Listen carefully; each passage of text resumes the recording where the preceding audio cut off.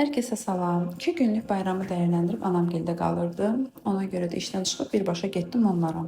Gəlib çatanda gördüm ki, evdə qonaqlar var. Anam süfrəni açıb, hamı da yığılıb süfrənin başına.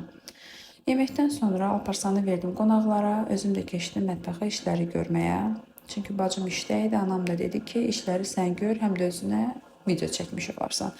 İndi bilmədim, bunu mənə dəstək üçünmü dedi, yoxsa işlərini gördürmək üçünmü? İşte işlərimi görə başladım düşünməyə ki, mən bu səhifədə ilk açanda yeni ailə qurmuşdum və ailə qurmağımın üzərindən tam 3 il keçir. O vaxtlar kamera qarşısına çıxmağa, nəsə paylaşmağa çox utanırdım, sıxılırdı. Həmişə düşünürdüm ki, hər şey ideal olmalıdır. Amma indi başa düşürəm ki, ən böyük səhvim elə o vaxtdan dayanmaq olub. Heç kim hər işi mükəmməl bacararaq başlamır. Hər şey zamanla və təcrübəli öyrənilir.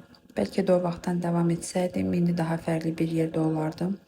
Amma yenə də gec deyil. Əsas odur ki, artıq nəyə necə etmək istədiyimi bilirəm və öyrənməyə də həvəsim var. Həyat öyrəndikcə gözəldir, elə deyil?